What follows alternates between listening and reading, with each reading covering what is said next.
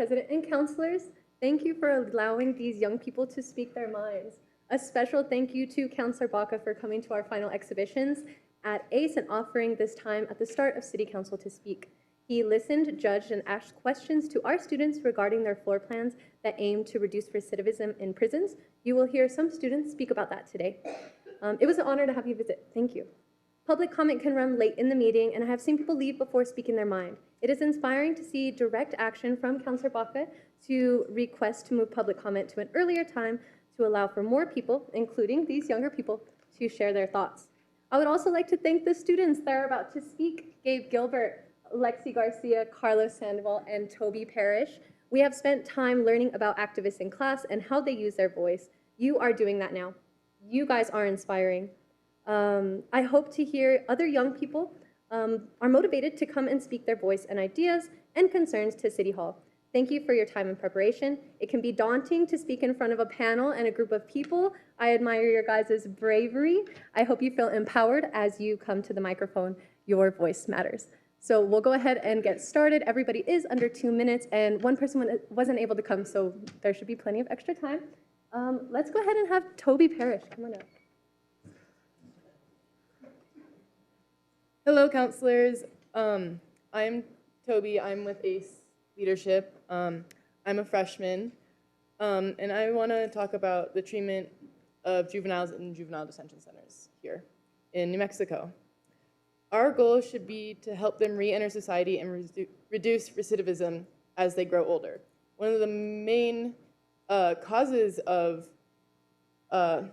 being incarcerated is lack of education, and that is sadly a big issue here in New Mexico. We are one of the least educated states, and we need better education, not just for people in juvenile detention centers and in prisons and jails, but in general, we need better education.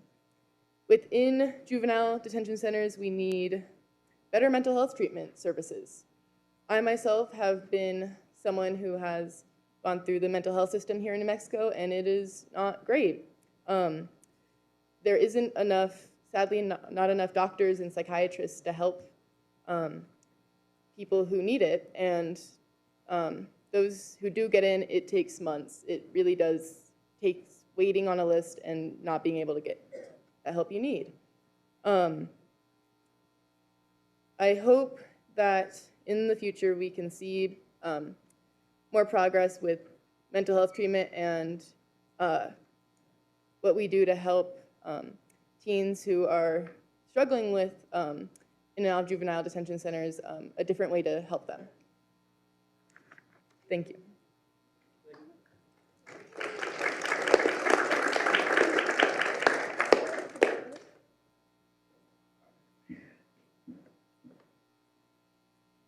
Hi, my name is Carlos Sandoval. I'm a sophomore at ACE Leadership High School, and I'm here to talk about how we reduce recidivism in not only Albuquerque but the United States alone.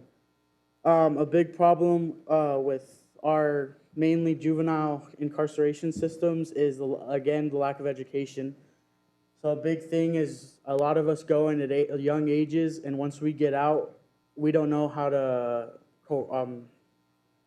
live in the normal society. And then for a lot of people, we're just used to that in the incarcerations. So once we come out, we're not used to it, and we just think it's easier to go back in, which most of us do. And that's one of the leading causes in recidivism. And I think a big thing that would help is better education, especially in the juvenile incarceration systems. Because I have friends who have been through it, and I know people who are going through it to this day. And I think it's a pretty big, touching topic that should definitely be looked into. And I feel once, like prison, something we thought about for the redesign is to make it more of a college campus to mimic society. So that way, once they get out, they're used to it, and they don't feel forced to go back in, and they don't feel like they're not wanted. And teach them jobs that really don't care if you have that felon history. That's all I gotta say.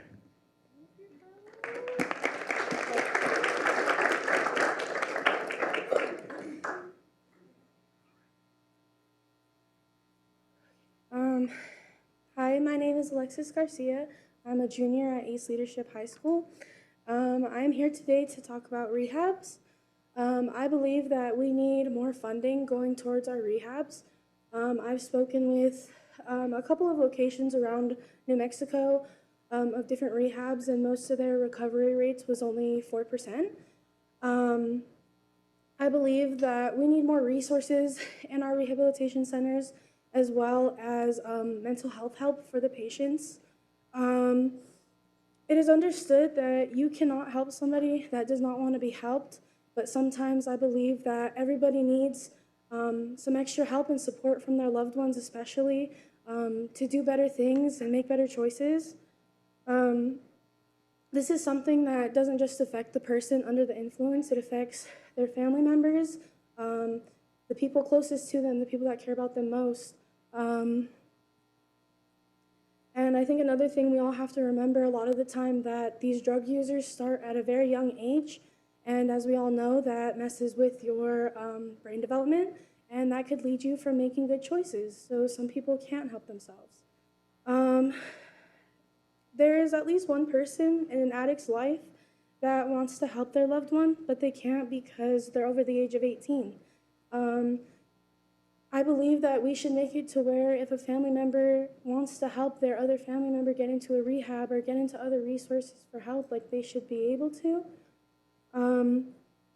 before it leads to you losing your family member or them going into psychosis, because I don't know if any of you guys have seen it, but it's a very scary thing.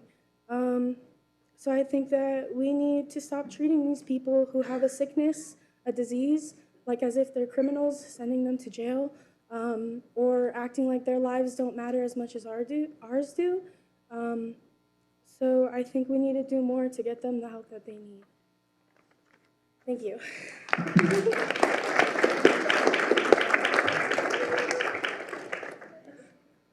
Good afternoon. My name is Gabe Gilbert, and I am a junior, and I am a high school.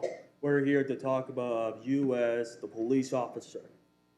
So, along for the history, we punish for the president like really bad stuff, like treating them like really bad, like forcing them to do call them out, things, talk about.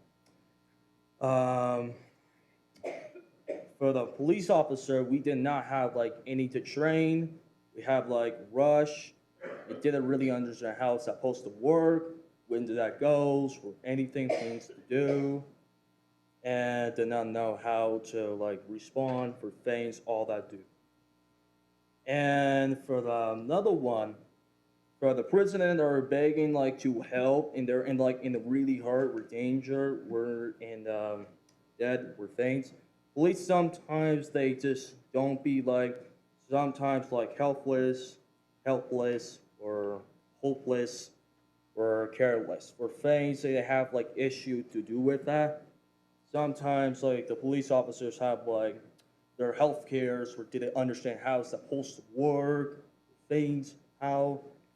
And sometimes they waited for more like 6 hours to let a person to die with things, really horrible things. And another one, sometimes police like use the drugs and the alcohol to make them feel better. It's because their life is a little bit more easier. It caused them to like be dizzy or be really, really forgotten all the things. So we did not even know how like supposed to react or supposed to know, or any instruction or things did not even happen. All we could do and in the future to help them to not use the drugs and alcohol again, not to treat really bad people ever again. We're things to like help them. We're here to support them, like truly care and things. And yeah, thank you.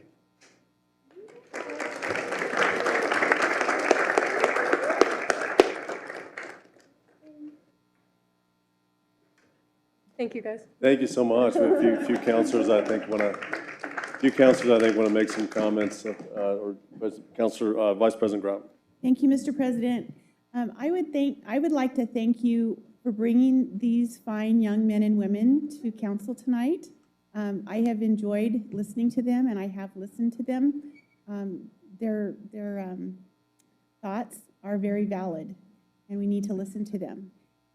Thank you for what you're teaching them and letting them, allowing them to be creative and think and try to solve some problems. I appreciate that. Thank you.